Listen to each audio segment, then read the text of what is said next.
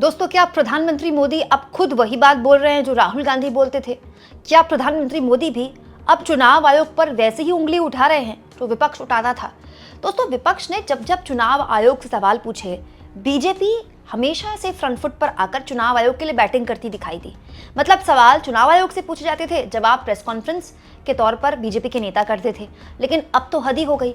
प्रधानमंत्री नरेंद्र मोदी अपने नेताओं से इस बात को ध्यान देने के लिए कह रहे हैं कि देखिए कि चुनाव आयोग किस तरह से एसआईआर कर रहा है।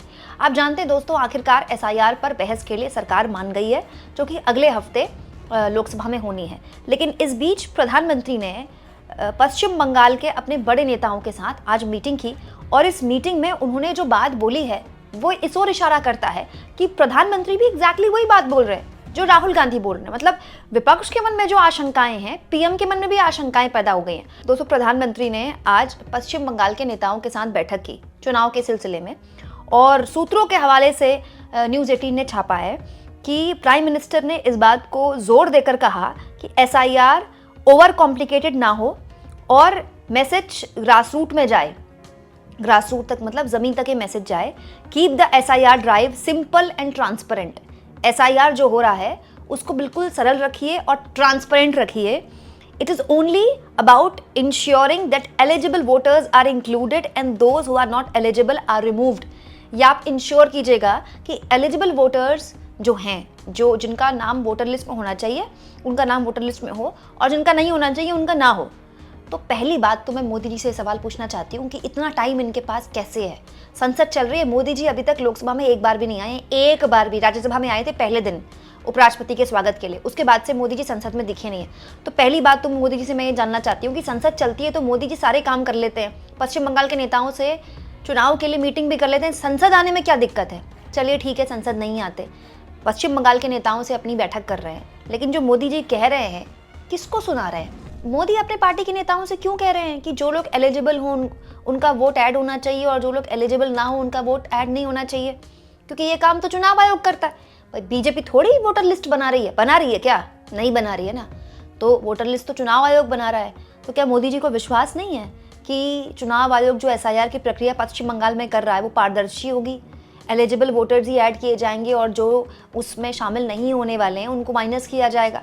तो मोदी जी किस बात को लेकर फिक्रमंद है? दोस्तों, ये जो मुलाकात थी इसमें शमिक भट्टाचार्य मौजूद थे जो कि प्रदेश बीजेपी के अध्यक्ष हैं। यूनियन मिनिस्टर्स मौजूद थे जैसे शांतनु ठाकुर और सुकांता मजूमदार। अच्छा, दिलचस्प ये है दोस्तों कि ये जो प्रदेश अध्यक्ष हैं पश्चिम बंगाल के बीजेपी के शमिक भट्टाचार्य भी अभी कुछ दिन पहले चुनाव आयोग और बाकायदा ज्ञानेश कुमार का नाम लेकर ज्ञानेश कुमार की आलोचना कर चुके हैं। मैंने आपको वीडियो दिखाई भी थी जिसमें उन्होंने बोला था कि ज्ञानेश कुमार बैठकर ज्ञान ना दे दिल्ली में, यहाँ आकर देखे बीएलओ की हालत क्या है। मतलब आखिरकार बीजेपी को भी बीएलओ की चिंता होने लगी। इनफैक्ट प्रधानमंत्री ने ये बात बोली ही है, एसआईआर को लेकर अपनी चिंताएं जाहिर की ही है। तो मुझे लगा लगे हाथ में आपको ये खबर भी दिखा दूं। दोस्तों, ये देखिए 1 दिसंबर की खबर है।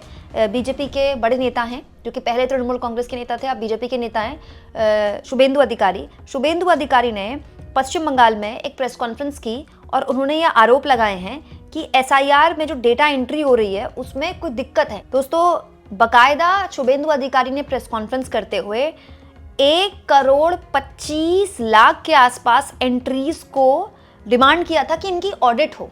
शुभेंदु अधिकारी ने। अब ये एंट्रियां कौन कर रहा है? चुनाव आयोग कर रहा है। ममता बनर्जी तो कर नहीं रही है। दोस्तों, एसआईआर जैसे बिहार में चुनाव आयोग कर रहा है वैसे पश्चिम बंगाल में चुनाव आयोग कर रहा है। लेकिन शुभेंदु अधिकारी ने चुनाव आयोग के 1,25,00,000 एंट्रीज पर सवाल उठा दिए हैं जो कि अक्टूबर 26 से 28 के बीच में हुई हैं, ये कहते हुए कि इनका ऑडिट होना चाहिए। तो शुभेंदु अधिकारी चुनाव आयोग पर सवाल उठा रहे हैं। यही बात तो राहुल गांधी किया करते थे, यही बात पूरा विपक्ष बिहार में बोल रहा था। लेकिन अब पश्चिम बंगाल में बीजेपी की सरकार नहीं है तो बीजेपी को चुनाव आयोग पर शक हो रहा है। दोस्तों, ये बात इस ओर भी इशारा करता है कि विपक्ष के जो आरोप हैं एसआईआर को लेकर वो हवाई नहीं थे।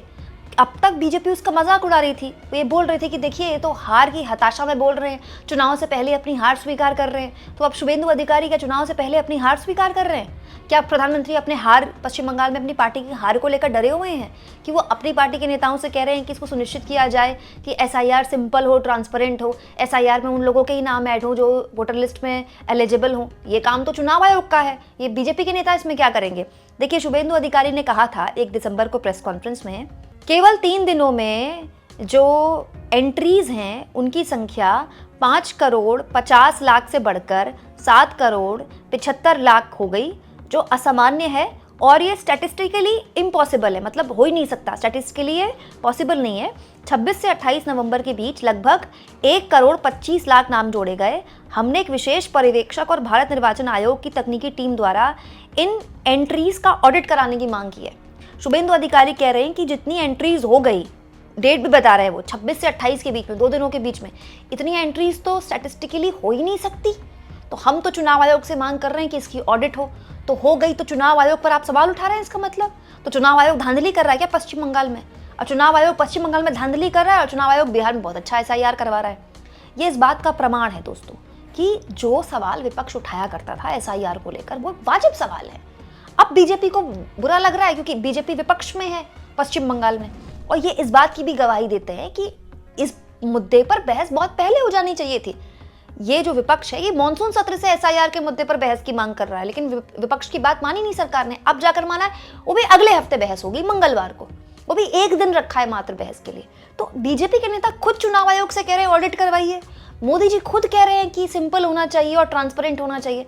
मतलब मोदी जी आखिरकार राहुल गांधी, अखिलेश यादव, तेजस्वी यादव और विपक्ष के नेता या ममता बनर्जी की बातों को चाहे दूसरी भाषा में ही सही स्वीकार कर रहे हैं ना, कि जो चिंताएं, जो डर एसआईआर को लेकर था, उसके आंकड़ों को लेकर था, वो गलत नहीं था, वो ऐसे ही नहीं था।